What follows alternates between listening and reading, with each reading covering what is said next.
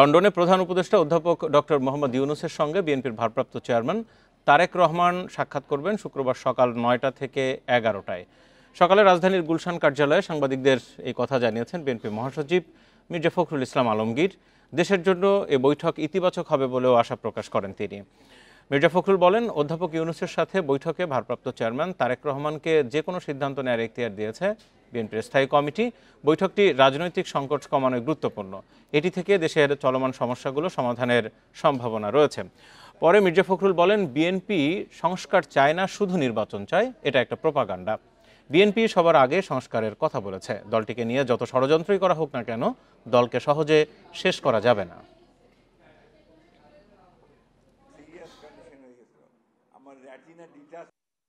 একই সঙ্গে আমি ব্যক্তিগতভাবে মনে করি যে সাম্প্রতিককালে রাজনৈতিক যে প্রেক্ষাপট, যে অবস্থান, এটা একটা বড় ইভেন্ট, এটা একটা টার্নিং পয়েন্ট হতে পারে আপনার কি, যদি সবকিছু সঠিকভাবে চলে তাহলে।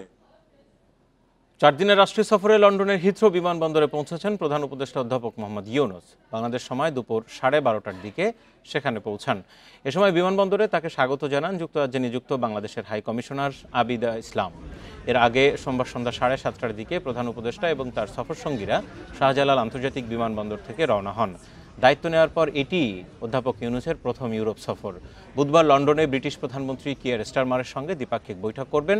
পরদিন রাজা তৃতীয় চার্লসের সঙ্গেও দেখা করবেন অধ্যাপক ইউনূস। 12 জুন সেন্ট জেমস প্রাসাদে রাজার হাত থেকে কিং চার্লস হারমোনি অ্যাওয়ার্ড গ্রহণ করবেন অধ্যাপক মোহাম্মদ ইউনূস।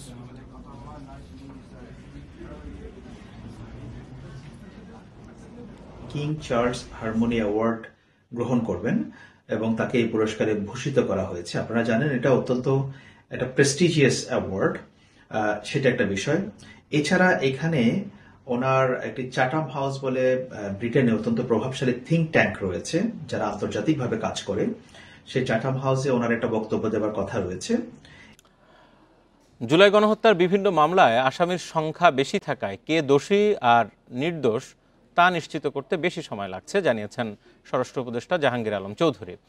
সকালে গাজীপুর মেট্রোপলিটন পুলিশের গাছা থানা পরিদর্শন শেষে সাংবাদিকদের প্রশ্নের জবাবে উপদেষ্টা বলেন, আগে কোনো হত্যার ঘটনায় জড়িত 15 থেকে 20 জনের বিরুদ্ধে পুলিশ বাদী হয়ে মামলা দিত। তবে জুলাই আন্দোলন ও হত্যাকাণ্ডের ঘটনায় বিভিন্ন সংক্ষুব্ধ ক্ষতিগ্রস্ত মানুষ অনেক বেশি সংখ্যক আসামির নামে মামলা দায়ের করেছেন। অনেক মামলায় ঢালাওভাবে বিভিন্ন জনকে আসামি করায় অনেক নির্দোষ ব্যক্তিও মামলার আসামি হয়েছেন। পুলিশ বিভাগের সংস্কার চলছে উল্লেখ করে স্বরাষ্ট্র উপদেষ্টা আরও বলেন, অনলাইনে মামলা ও জিডি গ্রহণ করার উদ্যোগ নেওয়া হয়েছে। তিনি আরও জানান, উন্নত বিশ্বের মতো কাচের ঘরে আসামিদের জিজ্ঞাসাবাদ করার ব্যবস্থা হবে, যাতে কার সাথে কি আচরণ করা হচ্ছে তা বাইরে থেকে পর্যবেক্ষণ করা যায়।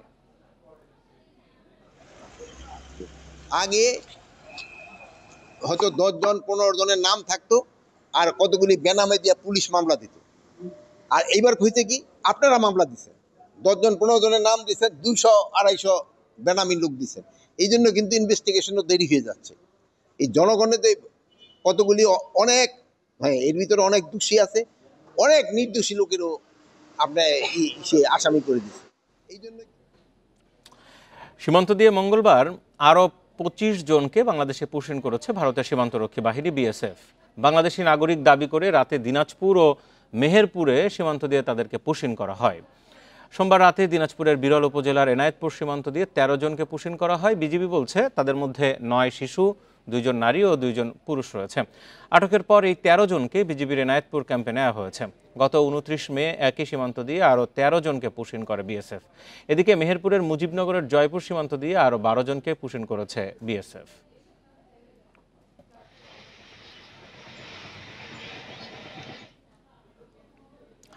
ঈদের ছুটিতে সকাল থেকেই রাজধানীর বিনোদন কেন্দ্রগুলো ঘুরে বেড়াচ্ছে অনেকে। পরিবার ও বন্ধুবান্ধব নিয়ে ঘুরে বেড়াচ্ছেন তারা।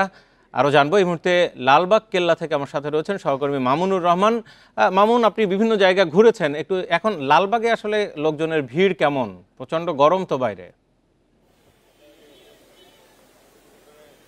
জি, ঈদের চতুর্থ দিন দর্শনার্থীদের কিন্তু সকল কিছুতে বিনোদন কেন্দ্রগুলো মুখরিত। সেই হিসেবে লালবাগ, পুরান ঢাকার যে লালবাগ রয়েছে সেখানে কিন্তু দর্শনার্থীদের কিছুটা উপস্থিত কম আমরা দেখেছি। এখানকার যারা ঘুরতে এসেছেন তারা বলছিলেন যে প্রচণ্ড তাপদাহ এবং গরমের কারণে কিন্তু এই ঘুরতে যাওয়ার যেই ভাবনা অনেকেই তা পরিবর্তন করেছেন। আশেপাশে কোথায় ঘুরবে বিনোদন কেন্দ্র সেগুলো খুঁজতে অনেকেই কিন্তু বিনোদন কেন্দ্র হিসেবে লালবাগকে বেছে নিয়েছেন। তারা বলছিলেন যে এই লালবাগ কেল্লাটি আসলে খুব সাজানো গোছানো এবং ঐতিহাসিক একটি ভাবমূর্তি থাকায় তারা শিশু সন্তান নিয়ে প্রিয়জনদের সাথে ভালো একটি সময় কাটাতে কিন্তু এই লালবাগ কেল্লায় এসেছেন। তবে তারা জানাচ্ছিলেন যে লালবাগ কেল্লায় পরিবেশ সুন্দর হলো, প্রাকৃতিক দৃশ্য সুন্দর হলো, এখানে যে স্থাপনাগুলো রয়েছে সেগুলোর কিন্তু যথেষ্ট পরিমাণ বিবরণ কিংবা যেগুলো দেওয়া আছে সেগুলো কিন্তু সুস্পষ্টভাবে কিছু উল্লেখ নেই। তারা বলছিলেন যে শিশুদের জানার ক্ষেত্রে এই স্থাপনার যে উল্লেখিত বিবরণগুলো আছে স্পষ্ট করে বলা থাকতো তাহলে শিশুদের জানাতে সুবিধা হতো। এছাড়া বলছিলেন যে এখানে যে এত বড় একটি লালবাগ কেল্লা এত দর্শনার্থী হচ্ছে প্রতিনিয়ত, কিন্তু এখানে কোনো একটি খাবার ক্যান্টিন অথবা অন্য কোনো সুযোগ সুবিধা কিন্তু আসলে তেমন নেই। এছাড়া আমরা এখানকার যারা দায়িত্বে রয়েছিল কর্তৃপক্ষের সাথে কথা বলেছি, তারা বলছিলেন ঈদের আনন্দকে ঘিরে কিন্তু লালবাগ কেল্লা প্রতিটা ঈদে বিশেষ দর্শনার্থীরা আসেন, অনেক পরিমাণ দর্শনার্থী আসেন। সেক্ষেত্রে তারা একটি বিশেষ কার্যক্রম হাতে নেয়, অনেকের ছুটি বাতিল করেছেন যাতে দর্শনার্থীদের সুবিধার্থে। এছাড়া পরিষ্কার পরিচ্ছন্নতার ব্যাপারেও তারা যথেষ্ট মনোযোগী ছিলেন বলে আমাদের জানিয়েছেন। তবে ঈদের প্রথম দিন তেমন দর্শনার্থী ছিল না বলে আমাদের জানিয়েছেন। তবে ঈদের পরের দিন থেকে কিন্তু দর্শনার্থীদের চাপ আসতে থাকে এবং বর্তমানে তারা যে চাপ দেখছেন তারা বলছেন যে আগামী কয়েকদিন ধরে মানে এই সপ্তাহ জুড়ে কিন্তু লালবাগ কেল্লায় দর্শনার্থীদের একটি চাপ থাকবে। বলছিলেন যে দর্শনার্থীদের কল্যাণে তাদের কিন্তু সেবা দেওয়ার নিশ্চিত করতে তাদের পুরো টিম সক্রিয়ভাবে কাজ করছে, লালবাগ যারা দায়িত্ব রয়েছেন তারা। জি, লালবাগ কেল্লা থেকে ছিলেন সহকর্মী মামুনুর রহমান। রাজশাহী, খুলনা সহ 4 বিভাগ ও 6 জেলার উপর দিয়ে বয়ে যাচ্ছে মৃদু তাপপ্রবাহ। এই অবস্থা আরও কয়েকদিন অব্যাহত থাকার পূর্বাভাস দিয়েছে আবহাওয়া অধিদপ্তর। সংস্থাটির তথ্য অনুসারে মৌসুমী বায়ু কম সক্রিয় থাকায় সারা দেশে কমেছে বৃষ্টি, তবে চলতি সপ্তাহ থেকে বৃষ্টির পরিমাণ বাড়তে পারে। এদিকে আজ চট্টগ্রাম, সিলেট সহ ময়মনসিংহে বৃষ্টি হতে পারে, কোথাও কোথাও আকাশ থাকবে মেঘলা। সারা দেশে দিন ও রাতের তাপমাত্রা প্রায় অপরিবর্তিত থাকবে। সোমবার দেশের সর্বোচ্চ তাপমাত্রা রেকর্ড হয় সৈয়দপুরে 37.5 ডিগ্রি সেলসিয়াস। এ সময় রাজধানীর তাপমাত্রা ছিল 34.5 ডিগ্রি সেলসিয়াস।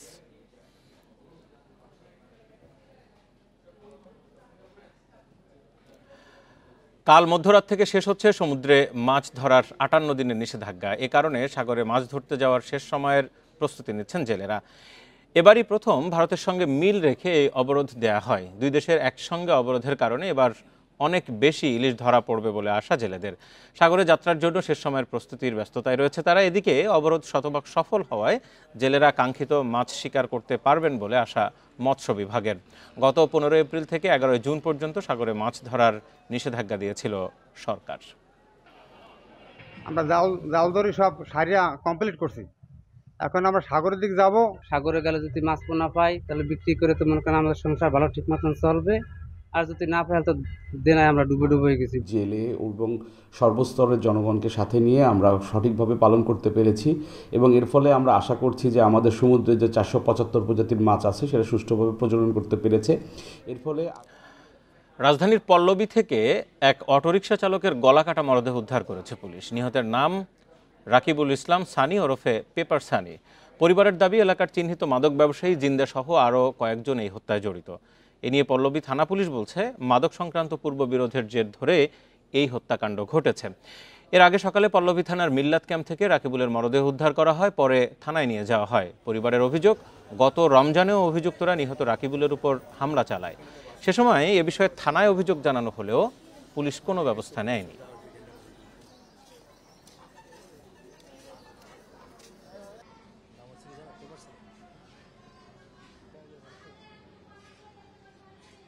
বাসার থেকে আমি শুনছি একটু চিল্লাচিল্লি, তো আমরা তো পিছন সাইড না, যার কারণে হয় নাই, ওটা দেখি নাই আর কি। আমি রাত্রে চিল্লাচিল্লি শুনছিলাম হইচই, তারপর থেকে আর কোনো হয় নাই।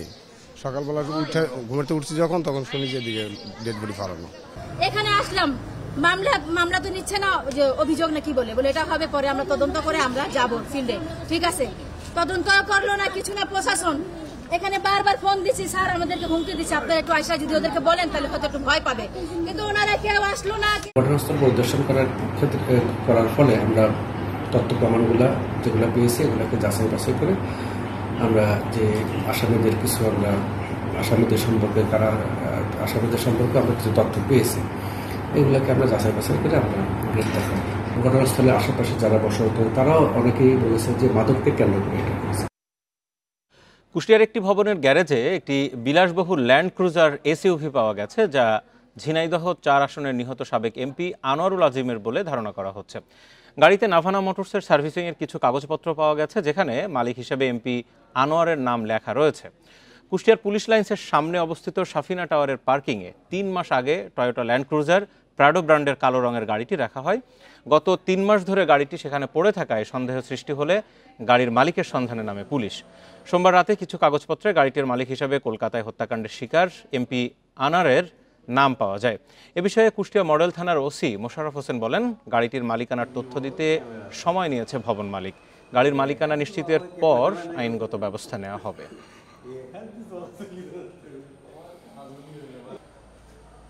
যখন বের করে যখন ওনারা দেখছিল বা পড়ছিল, তখন ওনারা বললো যে আনোয়ার আলী গাড়ি।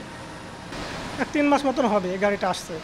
আমাদের ইনফরমেশন পাওয়ার পরে আমাদের পার্টির পুলিশ অফিসার গেছিলেন।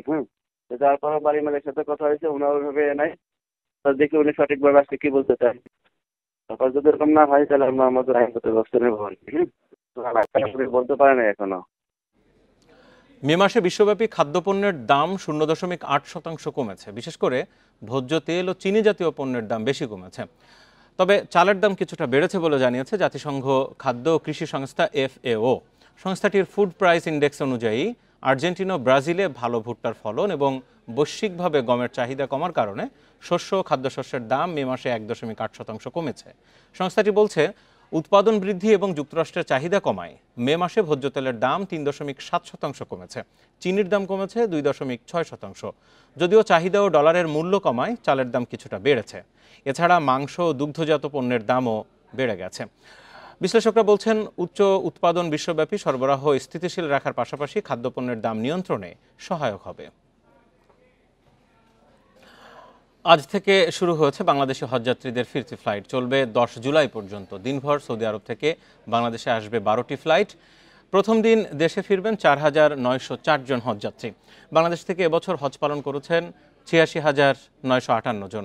এর মধ্যে মারা গেছে 19 জন। চলতি হজ মৌসুমে সৌদি আরবের স্বরাষ্ট্র মন্ত্রণালয় 436টি ভুয়া হজ এজেন্সি বন্ধ করে দেয়।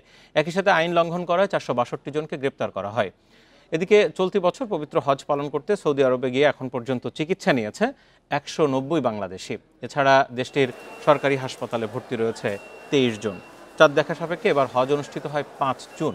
হজযাত্রীদের সৌদি আরবে যাত্রার প্রথম ফ্লাইট ছিল 29 এপ্রিল, শেষ ফ্লাইট ছিল 31 মে।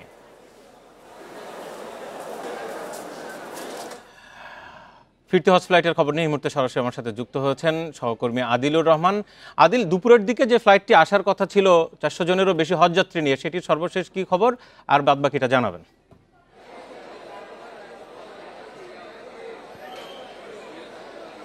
দেখুন, আজকে ধর্ম মন্ত্রণালয় থেকে এবং গতকালকে হজ কাউন্সিল অফিস যেটি আছে সৌদি আরবের, সেখান থেকে আমাদেরকে যে ফ্লাইট শিডিউলটি দেওয়া হয়েছে, সেই ফ্লাইট শিডিউল অনুযায়ী সৌদি আরব সময় ভোর 4:15 প্রথম ফ্লাইনাস এয়ারলাইন্সের একটি ফ্লাইট 374 জন যাত্রী নিয়ে সেটি প্রথম ফিরতি ফ্লাইট হিসেবে বাংলাদেশে আসার কথা এবং সেই ফ্লাইটটি দুপুর 2:05 হযরত শাহজালাল আন্তর্জাতিক বিমানবন্দরে এসে পৌঁছেছে এবং এরই মধ্যে আমরা যতটুকু আসলে জেনেছি ফ্লাইনাস কর্তৃপক্ষের বরাত দিয়ে সেটি হচ্ছে যে সেই ফ্লাইটটা পৌঁছানোর পরে ফ্লাইট থেকে যাত্রীরা আসলে নামতে শুরু করেছেন। এরপরে তারা আসবেন, আসার পরে এই এয়ারপোর্টে তাদের জন্য জমজমের পানি রাখা হয়েছে। অর্থাৎ আগে যেটি আসলে আমরা দেখেছিলাম যে এয়ারপোর্টে তারা বিমানেই পানিটা আনতে পারতেন, তবে এখন থেকে এটি গত বছরও হয়েছে যে বিমানবন্দর থেকেই তাদেরকে 5 লিটার করে জমজমের পানি আসলে দিয়ে দেওয়া হয়।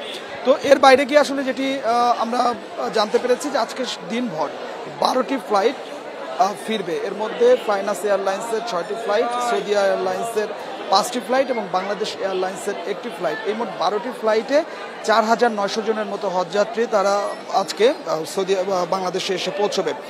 তবে এর আগে সকালের দিকে আপনি জানেন যে সৌদি আরব থেকে সারাদিনই কিছু রেগুলার ফ্লাইট থাকে। বাংলাদেশ বিমান, সৌদি এয়ারলাইন্স, ফ্লাইনাস, তো এই যে এয়ারলাইন্সগুলো, এই এয়ারলাইন্সগুলোতে যে রেগুলার যে ফ্লাইট, সেই ফ্লাইটেও 2-4 জন করে হজযাত্রী কিন্তু আসলে এসেছেন। তবে আগে যারা এই রেগুলার ফ্লাইটগুলোতে এসেছেন তাদের কাছ থেকে আমরা জানতে চেয়েছিলাম, তারা বেশ সন্তুষ্টির কথাই জানিয়েছেন। তবে এখন যে ফ্লাইটটি নেমেছে এটি বেসরকারি এজেন্সির হজযাত্রী এই ফ্লাইটটিতে আসবেন, তাদের কাছে আমরা মোটামুটি আসলে সৌদি আরব অংশের চিত্রটি জানতে পারবো যে তারা সেখানে কেমন ব্যবস্থাপনা ছিল। তো সব মিলিয়ে যেটি বলা যায় যে 10 জুলাই পর্যন্ত এই ফ্লাইট। আদিল রহমান, আপনাকে ধন্যবাদ। বিমানবন্দর থেকে সরাসরি হজ ফ্লাইটের খবর জানাচ্ছেন। প্রথম ফ্লাইটটি এরই মধ্যে এসে পৌঁছেছে হাজিদের নিয়ে। খবরের কিছুক্ষণ আগে যেমনটা জানাচ্ছিলাম যে আজ এশিয়ান কাপ বাছাইয়ের গুরুত্বপূর্ণ ম্যাচ বাংলাদেশ সিঙ্গাপুর ম্যাচ, এ নিয়ে বেশ উন্মাদনা তৈরি হয়েছে। এই মুহূর্তে জাতীয় স্টেডিয়াম এলাকায় রয়েছেন আমাদের সহকর্মী পিয়াস সাহা। সন্ধ্যা 7টায় এই ম্যাচ। পিয়াস, 5টার পরে আর দর্শকদের ঢুকতে দেওয়া হবে না। এর আগে ভুটান ম্যাচে বেশ তিক্ত অভিজ্ঞতা আছে বাফুফের। সব মিলিয়ে জানাবেন নিরাপত্তা, দর্শকদের জন্য কি কি ব্যবস্থা আছে?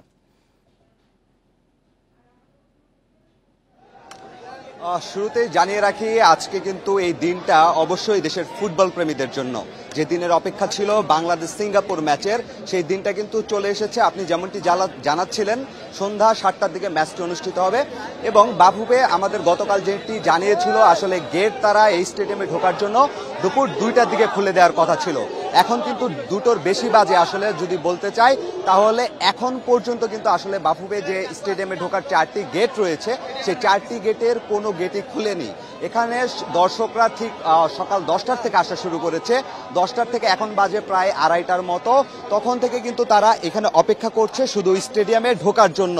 এবং তারা কিন্তু বাফুফের এই যে কর্মকাণ্ড আধা ঘন্টা হয়ে যাওয়ার পরও গেট খুলছে না, এতে কিন্তু তারা বিরক্ত হচ্ছেন এবং ভুয়া ভুয়া ধ্বনি দিতেও শোনা যাচ্ছে দর্শকদের মধ্যে, কারণ তারা অধীর আগ্রহে স্টেডিয়ামে ঢোকার জন্য অপেক্ষা করছে। আর যেহেতু গেটটা বিকেল 5টার দিকে বন্ধ করে দেওয়া হবে, তার মানে আপনার 22,000 দর্শক যে ঢুকবে স্টেডিয়ামে, হাতে সময় থাকবে 3 ঘন্টার মতো, বাফুফে যেটি জানিয়েছিল। কিন্তু এখনো যেহেতু গেট খুলেনি, আসলে দর্শকদের মধ্যে একটা উদ্বিগ্ন দেখা দিয়েছে। তারা সংশয়ের মধ্যে পড়েছে আসলে তারা ঠিক টাইমে ঢুকতে পারবে নাকি। ভুটান ম্যাচের সময়ও দেখা গেছে যে আসলে গেটে ঢোকার সময় নানা ধরনের বিশৃঙ্খলতা হয়েছিল। ম্যাচ শুরু হয়ে যাওয়ার পরও আসলে দর্শকরা ঢুকতে পারেনি। শেষ মুহূর্তে যেটা দেখা গেছে, দর্শকরা কিন্তু আসলে উন্মাদনা ধরে রাখতে না পেরে গেট ভেঙে স্টেডিয়ামে প্রবেশ করেছে। আজকেও তেমন পরিস্থিতি হবে না আশা করছি, কিন্তু বাফুফে যেহেতু 2টোর দিকে গেট খোলার কথা বলেছিল, সেটা কিন্তু এখন অলরেডি প্রায় 30 মিনিটের মতো পার হয়ে গেলেও এখন পর্যন্ত কিন্তু আসলে গেট খোলা হয়নি। আরেকটা বিষয়, 1980 সালের পর এই প্রথম আবার একটা সুযোগ আসলো এশিয়ান কাপে সরাসরি খেলার। আজকের ম্যাচ খুবই গুরুত্বপূর্ণ। এর জন্য একটু জানতে চাই যে নিরাপত্তার ব্যাপারটিতে আশপাশে পুলিশ সদস্য, আইনশৃঙ্খলা বাহিনী কারা কি অবস্থান নিয়ে আছেন? নিরাপত্তার ব্যবস্থা যদি বলি তাহলে ভুটান ম্যাচের অভিজ্ঞতা কাজে লাগিয়েই সিঙ্গাপুর ম্যাচের নিরাপত্তা বাফুফে আসলে করেছে। তারা আসলে ভুটান ম্যাচে যেভাবে নিরাপত্তা নিয়েছিল তার থেকে দ্বিগুণ নিরাপত্তা নিয়েছে। তার আগে দ্বিগুণ নিরাপত্তা নিয়েছে এবং পুলিশ থেকে শুরু করে আর্মি, সেনাবাহিনী, বিডিআর থেকে শুরু করে স্পেশাল ফোর্স পর্যন্ত আসলে এখানে নিয়োগ দেওয়া হয়েছে। এবং আমি প্রত্যেকটি গেট ঘুরে দেখেছি, সব জায়গায় কিন্তু আসলে আইন শৃঙ্খলা বাহিনীর যথেষ্ট পরিমাণে উপস্থিতি লক্ষ্য করা যাচ্ছে। এবং নিরাপত্তার ইস্যুতে বাফুফে কোনো ছাড় দেবে না, সেটা তারা আমাদের বিগত 2-3 দিনে জানিয়েছে। ভুটান ম্যাচে যে তাদের বাজে অভিজ্ঞতা হয়েছিল, নিরাপত্তার ঘাটতি ছিল, যে কারণে গেট ভেঙে আসলে ঢুকতে পেরেছে। সেই বাংলাদেশ সিঙ্গাপুর ম্যাচের সর্বশেষ খবরাখবর নিয়ে সেখান থেকে ছিলেন আমাদের সহকর্মী। আর এরই সাথে শেষ হলো আজকের বিরতিহীন সংবাদ দুপুর। সাথে থাকার জন্য